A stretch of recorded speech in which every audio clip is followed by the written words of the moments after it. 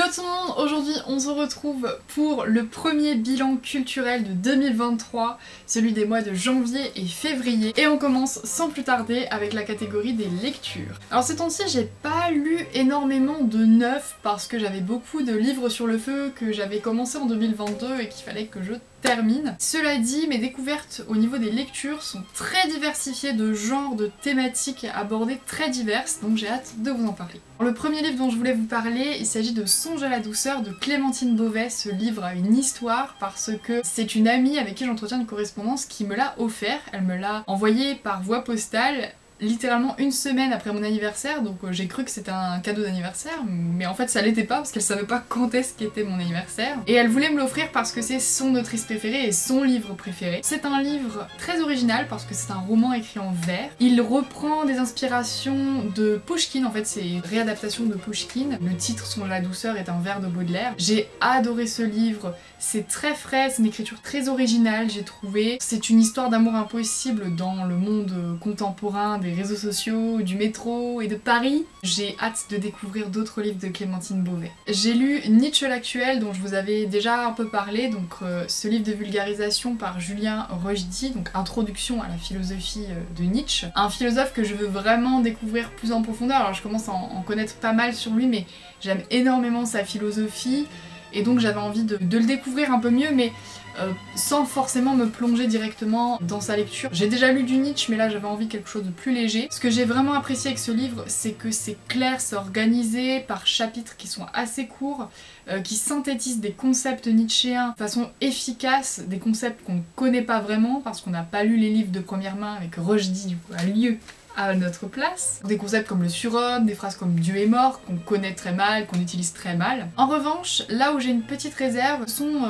des principes qui sont vus aussi à travers, mine de rien, le prisme de Rochdy lui-même. Et donc parfois, j'ai l'impression qu'il met un peu de sa propre philosophie dedans, garde quand même une certaine distance par rapport à ce qui est dit, mais je garde tout ce qui est description, pure description de la philosophie nietzschéenne, et pour ceux qui ont envie de s'initier à cette philosophie, je vous conseille ce livre. Un livre, plutôt un roman graphique, j'adore le roman graphique, et alors là c'est le genre de livre que tout le monde devrait pourrait lire. Il s'agit du Monde sans fin de l'illustrateur Blin qui a collaboré avec le scientifique et vulgarisateur Jean Covici qui prend en ce moment de plus en plus de place dans les médias pour expliquer les changements climatiques et la transition énergétique qui va se faire. Ce que j'ai adoré avec ce roman graphique c'est que déjà les concepts, les idées scientifiques etc. sont accessibles, vulgarisés grâce au dessin mais aussi grâce au discours de Jean Covici. L'alliage des deux est vraiment fantastique, les graphismes sont géniaux,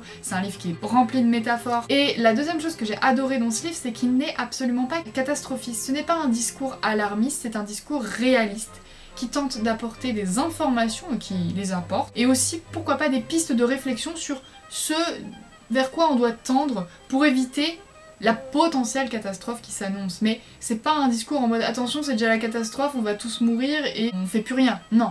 Au contraire, c'est un discours réaliste et j'aime les discours réalistes, neutres, objectifs, qui ne sont pas violents et qui ne visent pas à faire peur à la population. Il y a beaucoup d'humour aussi. Et enfin, j'ai lu Le Horla de Maupassant. Alors oui, c'est une hérésie. Je prétends vouloir devenir prof de français, je n'avais pas lu Le Horla de Maupassant. J'ai été déçue. Comme pour beaucoup de classiques dont on fait tout à un foin, j'ai été déçue parce que déjà, je m'attendais... En fait, je savais pas que c'était une nouvelle, je pensais que c'était un roman court. Et donc, je l'ai lu dans un recueil de nouvelles. Et je pensais que ça faisait vraiment tout le livre. Les 200 pages, quoi. Et en fait, au bout de 50 pages, je me rends compte... Ah mais c'est la fin du Horla. Après c'est d'autres nouvelles. La fin était assez abrupte, j'ai trouvé qu'en termes de chute il n'y en avait pas. J'ai absolument pas adhéré à l'histoire, j'ai trouvé qu'il se passait pas grand chose. Le côté peur parce que c'est une nouvelle fantastique, je l'ai pas du tout retrouvé. Vraiment, je suis passée à côté de cette nouvelle. Bah désolée, mais pour moi c'est pas du tout la meilleure de Maupassant. Hein. Maupassant, j'ai aimé tout ce qu'il a fait, sauf ça. Je suis désolée. Alors nous passons ensuite à la catégorie des séries. Et alors là, les séries, j'en ai pas mal binge-watché ces derniers temps. Ça a été mon petit réconfort du moment. J'ai regardé la première saison de The Crown parce que cette fois-ci je reprends les choses dans l'ordre chronologique après avoir regardé la saison 4. J'adore toujours autant cette série. Les acteurs collent véritablement à la peau de leurs personnages, tant physiquement que dans les mimiques, même dans la voix. Je regarde en version française, mais je trouve que la voix est vraiment bonne aussi. Ce que j'apprécie dans cette première saison, c'est qu'on découvre des personnages comme Winston Churchill, on replonge dans les années 50 et surtout, on est dans la jeunesse d'Elisabeth II, dans son accession au trône et aussi dans sa relation avec son truculent mari Philippe. Ensuite, j'ai regardé une autre série tout aussi monarchique, L'Impératrice, une série toute récente sur Sissi l'Impératrice. Alors j'avais déjà vu une mini-série à l'hiver 2021 dont je vous avais déjà parlé sur Sissi l'Impératrice, mais là c'est encore une autre. Une série d'origine allemande cette fois-ci. J'ai vraiment beaucoup aimé cette série, en particulier les acteurs. Et ce que j'ai trouvé bien dans cette série qu'il n'y avait pas dans l'autre, c'est qu'on voit non seulement donc, la relation entre Sissi et son mari François-Joseph, mais aussi l'ambiguïté de sa relation avec le petit frère de François-Joseph, Maximilien. Bon, un jour, il faudra quand même que je regarde Sissi avec Romy Schneider. J'ai également regardé la série que tout le monde a regardé au mois de janvier, je crois, Mercredi ou Wednesday en américain. On m'a vraiment tanné pour que je regarde cette série. D'un côté j'avais envie parce que j'adore le personnage de Mercredi Adams et aussi celui de sa mère, Morticia. Le casting vraiment me faisait envie, il y a Gwendoline Christie de Game of Thrones, il y a Catherine Zeta-Jones dans le rôle de Morticia Adams, et puis l'actrice qui fait donc Mercredi, Jenna Ortega. Elle est magnifique cette fille et elle avait aussi le physique de l'emploi, vraiment. Ce côté un petit peu machiavélique. Et puis il y avait le réalisateur Tim Burton. Je m'attendais vraiment à pas tout à fait ça en fait, parce que c'est une série qui se centre autour d'une enquête en fait, elle prend vraiment la direction d'une enquête, donc il y a un côté vraiment très Sherlock Holmes, mélangé avec un côté High School Musical dark, on va dire. Il y a des côtés qui sont très série américaine, le stéréotype, le cliché vraiment, et puis d'un autre côté, l'âme de Mercredi est injectée dans cette série. Je pense que c'est ce côté très Mercredi Adams qui a attiré les gens, parce que sans ce sel, sans ce sarcasme très obscur, très sombre de Mercredi, je pense que la série aurait manqué d'originalité et n'aurait pas autant plu. Et alors c'est pas une série, mais je l'ai quand même mise dans les séries, le docu-série sur Harry et Meghan, enfin, l'ex-couple royal. Alors Harry et Meghan, on le sait depuis 2020, ne sont plus trop dans les papiers de la monarchie britannique, ils sont carrément partis s'expatrier aux États-Unis. Et là ils nous pondent ce documentaire pour révéler en fait ce qu'ils ont subi, mais surtout ce qu'a subi Meghan sous le feu des projecteurs, sous le feu des médias, et aussi le manque de soutien de la monarchie britannique. J'ai trouvé que ce documentaire était vraiment très mis en scène, ils ont filmé des parties de leur vie intime, on sent que vraiment il y avait l'envie de filmer derrière. Donc je trouve que ça manque pour le coup un peu de spontanéité, mais d'un autre côté ça nous révèle les coulisses de leur vie. Leur histoire est assez incroyable. Ils aiment à nous le rappeler. Ce couple absolument improbable entre une actrice américaine divorcée et un membre de la famille royale britannique prêt à marier. Et ça passe vraiment bien, hein, mais j'ai trouvé que manque de naturel et un peu apitoiement sur soi-même aussi, un peu victime. Pour finir avec les séries, je viens de tomber amoureuse d'une série coréenne, L'Impératrice Ki, donc qui revient sur l'accession au trône d'une petite fille qui venait de Corée et qui a été donnée en tribut à la dynastie des Yuan en Chine médiévale dans les années 1200-1300. C'est absolument incroyable le destin de cette jeune fille. C'est une série comme les séries asiatiques, hein, c'est-à-dire très mièvre, mais d'un autre côté, les personnages sont tellement attachants et on rigole tellement devant leur naïveté, devant leur mièvrerie, devant leur bouffonnerie, c'est vraiment bouffon à certains moments. L'empereur est tellement bouffon et à la fois tellement adorable et tellement séduisant. Puis il y a d'autres personnages aussi qui sont tout aussi adorables et séduisants. Et surtout donc le personnage principal. C'est génial parce qu'au début de la série, sans trop tout vous révéler, il se fait passer pour un homme. Et au bout d'un moment, on découvre que c'est une femme. Et donc là, il y a des personnages qui gravitent autour, qui commencent à avoir leurs sentiments qui vont changer à son égard. Donc c'est aussi une série qui interroge la question de l'identité et de l'homosexualité, clairement. J'ai trouvé ça vraiment très bien fait.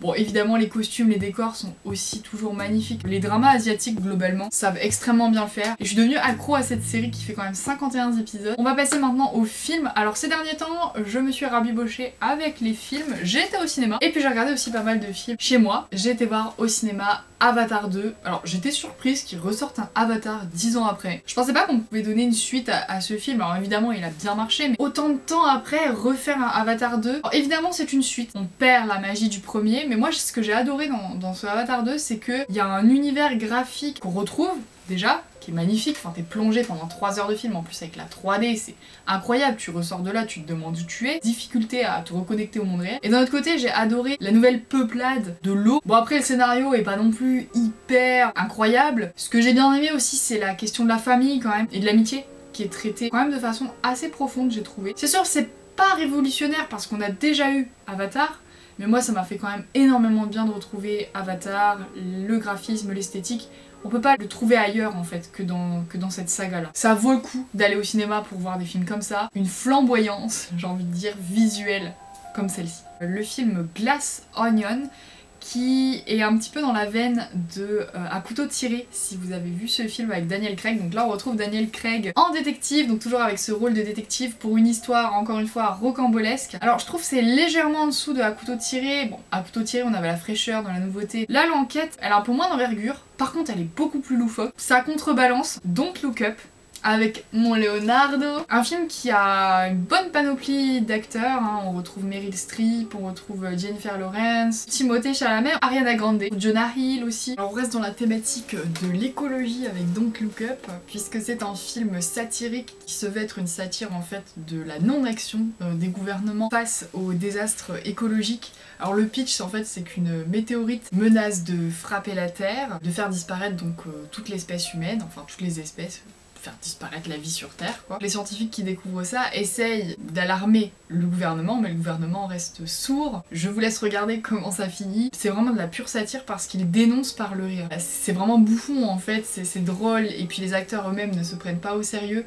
C'est ce que j'ai beaucoup aimé dans ce film, plein d'humour, et en même temps on se rend compte de l'absurdité des décisions qui sont prises. C'est caricatural, mais c'est pas si éloigné que ça de certaines politiques actuelles. Et si c'était vrai, alors là c'est un film plus vieux là, je crois une quinzaine d'années, donc avec Reese Witherspoon et Mark Ruffalo. Une comédie sentimentale, un peu à l'eau de rose, mais originale parce que elle est un peu dans le paranormal, dans le surnaturel. Et ce que j'ai bien aimé, c'est qu'il y a aussi une réflexion sur est-ce que le travail doit prendre le pas sur la vie personnelle? Est-ce que notre vie ne doit être que travail? Est-ce qu'il faut travailler pour vivre ou vivre pour travailler? J'ai également vu le biopic Blonde sur Marilyn Monroe. Alors Marilyn Monroe, c'est une figure à laquelle je m'intéresse énormément, j'ai vu beaucoup de ses films, j'ai vu beaucoup de documentaires aussi sur sa personne. Et là c'est Ana de Armas qui reprend le rôle de Marilyn. Alors franchement incroyable, la ressemblance, la transformation est absolument frappante. Les mimiques aussi, bon, ça se voit qu'elle a regardé des vidéos et des vidéos de Marilyn. Mais ce qui m'a posé problème dans ce film, c'est d'une part, il n'aborde quasiment que les moments de down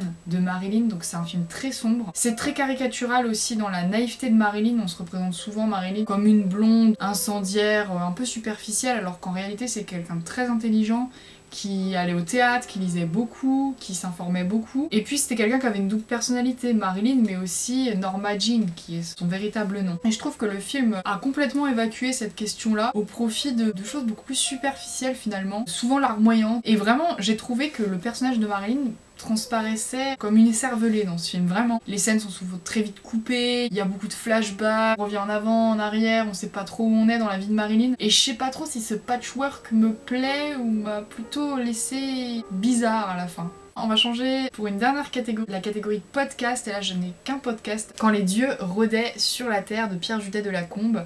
Alors c'est un super podcast pour tous ceux qui sont amoureux comme moi de la mythologie gréco-romaine. L'histoire avec précision de grandes familles de la mythologie gréco-romaine, de grands personnages, de grandes figures mythiques de la mythologie gréco-romaine. Ça rentre vraiment dans les détails parce que Pierre Judet de Lacombe est vraiment un spécialiste du monde antique. Il nous plonge au cœur de ces histoires absolument incroyables de fratricide, de patricide, d'inceste, de tout ce que vous voulez de la mythologie gréco-romaine. Voilà pour ce bilan culturel, j'espère que vous aurez fait de bonnes découvertes. Moi vraiment ça a été bien chargé. J'étais contente de me replonger dans les séries et les films que j'avais un peu laissés de côté. N'hésitez pas à me mettre en commentaire vos découvertes culturelles du moment. Quant à moi, je vous dis à bientôt pour une prochaine vidéo.